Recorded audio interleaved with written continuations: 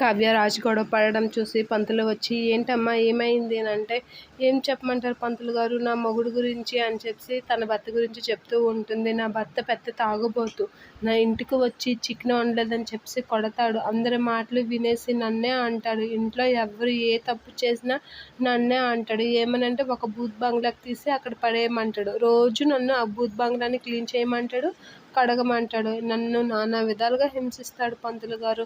ఏమనంటే అంతే అని అనేస్తాడు సింపుల్గా. ఇంట్లో ఎవరు ఏ తప్పు చేసినా నన్నే తిడతాడు, ఎవరు ఏమన్నా నన్నే తిడతాడు.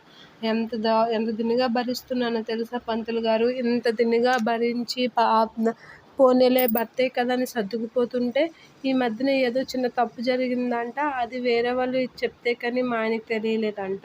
ఆ తప్పు నుంచి పదే పదే గుచ్చి నానా మాటలు అనేసి వేరే వాళ్ళ మాటలు విని నన్ను వదిలించుకున్నారు కూడా. నన్ను ఇప్పుడు పుట్టింటికి పంపించేశారు అని అంటే, ఈసారి ఆ భర్తకి దేవుడికి మొక్క, మా ఇంటికి వచ్చి కాళ్ళు పట్టుకునేంత వరకు నువ్వు వెళ్ళకొని అంటే, ఆ ఘనకార్యం కూడా అయ్యింది. ఇంటికి వచ్చి కాళ్ళు పట్టుకొని తీసుకెళ్తామన్నారు, కానీ నా మనసు ముక్కలు చేసేసారు కదా, అందుకే నేను రానని చెప్పేశాను అని అంటూ ఉంటాడు. ఆ మాటలకి రాజు అయితే షాక్ అయ్యి అలా చూస్తూ ఉంటాడు. ఇక పంతులైతే, నిజమేనమ్మా, నీ బాధ చాలా బాధాకరంగా ఉంది, నీ సమస్యలన్నీ దేవుడికి చెప్పావు కదా, దేవుడు ఉన్నాడులే, నెమ్మదిగా తీరుస్తాడు, మీ ఆయనకి బుద్ధి వచ్చి మీ ఆయన నిన్ను తీసుకెళ్ళేటట్లుగా చేస్తాడులే అని చెప్పి అంటూ ఉంటాడు.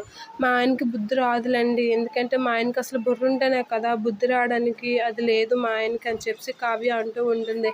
ఎవరైనా ఏదైనా చెప్తే వినేసి దాన్ని పాటించడమే కానీ తన బుద్ధితో ఆలోచిస్తే ఎప్పుడో బాగున్ను అనేది అంటూ ఉంటుంది. ఆ మాటలకి పంతులు గారు, సరేలాయమ్మా, ఏం చేస్తాం, నెమ్మదిగా పరిస్థితులు సర్దుకుంటాయిలే, ఆ బుర్రలేని మీ ఆయనకి ఎలాగోలాగా బుర్రేమని దేవుడికి మొక్కుగా అనేది చెప్తూ ఉంటాడు. ఆ మాటలకి రాజు అయితే షాక్ అయ్యి అలా చూస్తూ ఉంటాడు.